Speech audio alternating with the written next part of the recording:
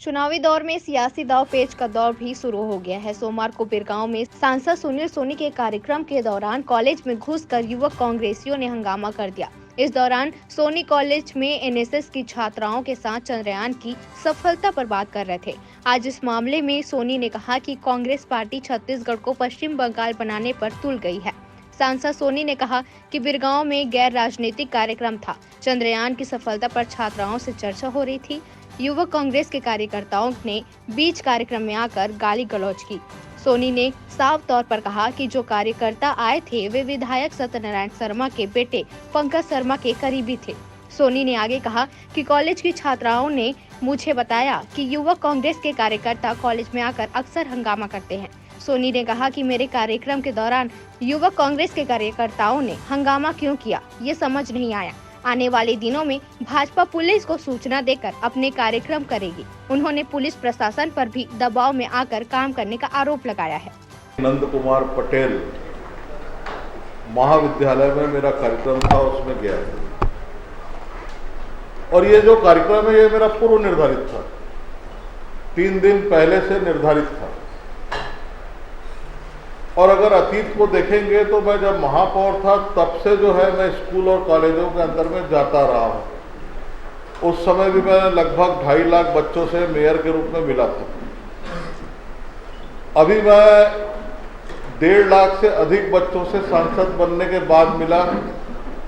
भारत का अमृत महोत्सव, 452 स्कूल और 146 कॉलेज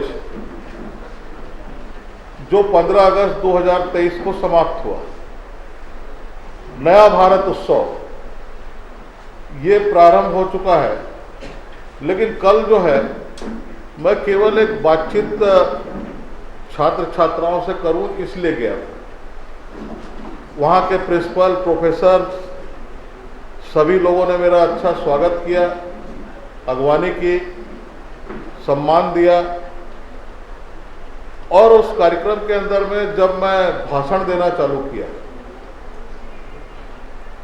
और मेरा भाषण जो चालू था वो अंतरिक्ष में चंद्रयान जो उतारा भारत ने, चंद्रयान 3 जिसकी सफलता मिली, और उसके अंदर में बच्चों ने जो है वहां पर जो उत्सुकता दिखाई, अपने आप हाथ उठाया कि उसमें लगभग 70% बच्चों ने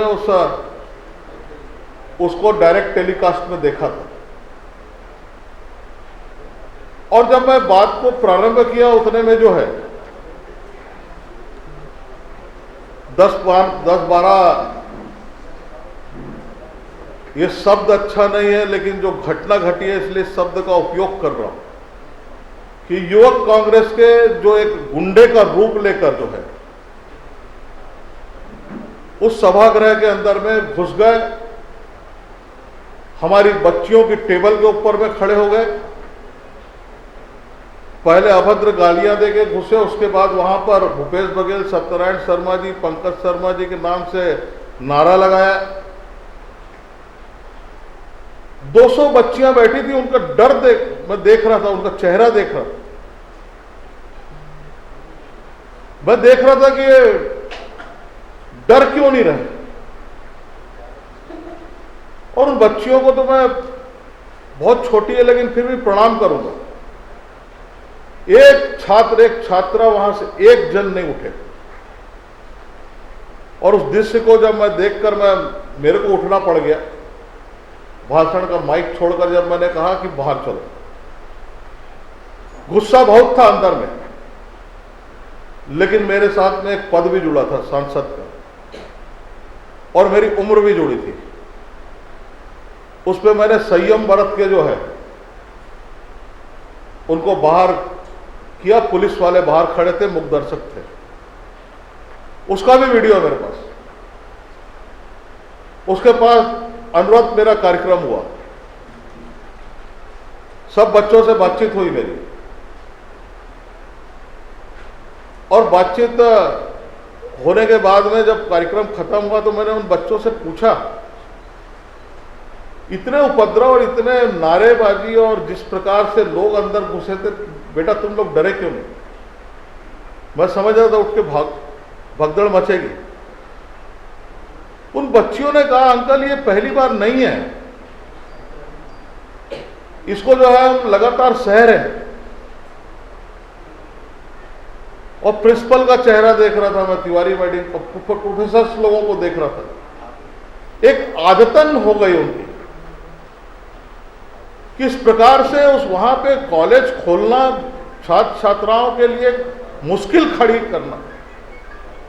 कानून व्यवस्था मुखदर्शक होकर देखे। मेरा आरोप है कि आने वाला जो समय है वो रायपुर ग्रामीण विधानसभा नहीं बल्कि छत्तीसगढ़ के अंदर में, कि आने वाला समय जो है वो पश्चिम बंगाल न बन जाए।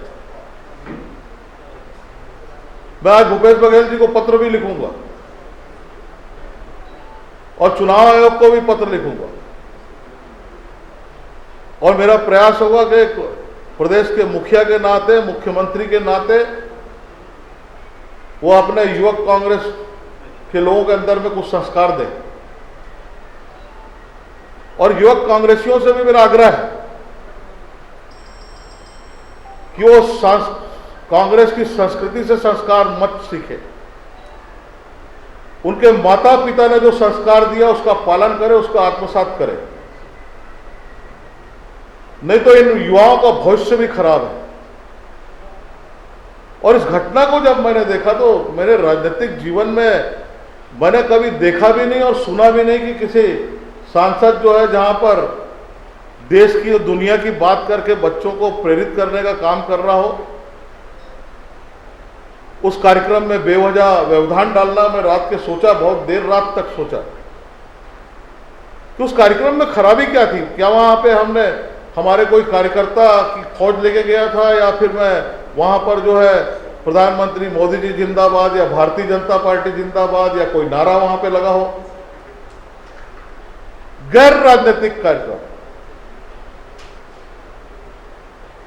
और ये मेरी आदत है कि आने वाली पीढ़ी से मैं बात करूं। सड़क बन जाएगी, नाली बन जाएगी, एक समय आएगा बिखर जाएगा, टूट जाएगा, लेकिन आने वाली पीढ़ी अगर टूट गई, बिखर गई तो ये भारत विश्व गुरु बनने में व्यवधान होगा। कि आज नहीं, मैं 2002 से ये इस काम को मैंने बीड़ा उठा के किया है। और ये जो घटना घटी है घोर निंदनीय है। जिस प्रकार की धाराएं अरेस्ट करके लगाना चाहिए पुलिस ने नहीं लगाया। मैंने एसपी से बात किया, एडिशनल एसपी से बात किया, टीआई से बात किया, शांति व्यवस्था कायम हो, संयम बरता। मैं थाने में नहीं गया, बिरगांव के एक स्कूल में बैठा रहा 3 घंटा। हमारे कार्यकर्ताओं को भी धन्यवाद दूंगा कि उन्होंने भी संयम बरता, लेकिन उसके साथ भी मारपीट हुई। इसको कॉलेज से लेके थाने तक का जो व्यवहार रहा, और थाने में पंकज शर्मा जी थे, उनके सामने हमारे कार्यकर्ता को मार दिया। कि क्या एक मजाक जो है इसके अंदर में जो है वो कल देखने को आया। और इस प्रकरण को देखकर मेरे को काफी दुख हुआ कि एक दल का युवा मोर्चा, अगर युवा कांग्रेस जो अगर गुंडा प्रवृत्ति के अंदर में आ जाए, अराजकता फैलाने के अंदर में अगर उसका योगदान हो, तो आने वाले समय में छत्तीसगढ़ का जो भविष्य वो ठीक नहीं है, और जनता देख रही है। और ये सब हरकतों के कारण लगता है कि भारतीय जनता पार्टी आने वाले समय में बड़े बहुमत के साथ में सरकार बनाने जा रही है। हमारे कार्यकर्ता उस समय, क्योंकि हमारे जिलाध्यक्ष जयंती पटेल जी ने कहा था संयम बरते, और भीड़ भी इन्होंने इकट्ठा नहीं किया, क्योंकि हमारा उद्देश्य था कि अगर एसपी, एडिशनल एसपी, टीआई ने कहा है हम रिपोर्ट लिखेंगे, तो उस थाने के अंदर भी केवल जनप्रतिनिधि लोग गए थे, जो पार्षद थे वो गए थे। और संख्या कम होने के कारण जो है उनकी संख्या अधिक हो गई, तो उस अधिक संख्या का जो है वो दुरुपयोग उन्होंने किया। और फिर भी हमारे कार्यकर्ताओं ने कोई मारपीट नहीं की है। ये भारतीय जनता पार्टी का ही संस्कार सामने में। मैंने कहा कि पुलिस मौन है, और कई बार ऐसा लगता है कि पुलिस उपकृत है। वो थाने में केवल एक धन कमाने के लिए वो अपनी पोस्टिंग करवाए हैं, सुरक्षा का जिम्मेदारी उनको नहीं लगती है। उनको लगता है कि इनका जो व्यवहार लगता है कि ऐसा लगता है कि कोई दल के वो सदस्य हैं। वो सत्यनारायण शर्मा जी को समझाना पड़ेगा अपने पुत्र को कि कैसे कार्यक्रम में सांसद को जाना चाहिए और कैसे संस्कार जो है अपने पुत्र को देना चाहिए, क्योंकि पुत्र जो है वो सत्यनारायण शर्मा जी का है। इसलिए मेरी जिम्मेदारी नहीं है कि मैं ठीक से उसका पोषण करूं। तो इसको जो है ये बड़ा सोच जो है वो, क्योंकि एक बुजुर्ग है, और इस बात को बिल्कुल मैं कटाक्ष के रूप में नहीं कहा है, इस बात को मैंने बहुत गंभीरता से कहा है कि आने वाले समय में अगर उसका भविष्य देखते हैं तो उसके व्यवहार, आचरण, उसकी संगत, उसके साथ में जिस प्रकार के लोग का जमावड़ा है,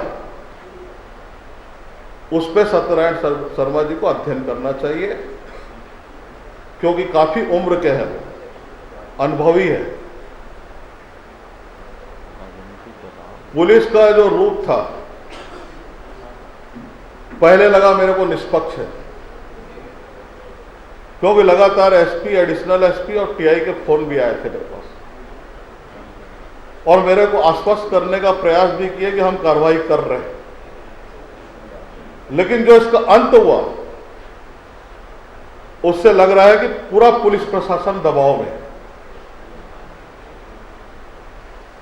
और उनको कुछ लोगों ने प्रताड़ना की धमकी भी दी है। अब पुलिस प्रशासन कौन सा रास्ता अख्तियार करती है, यह आने वाले घंटों में या 2-4 दिन में पता लगेगा।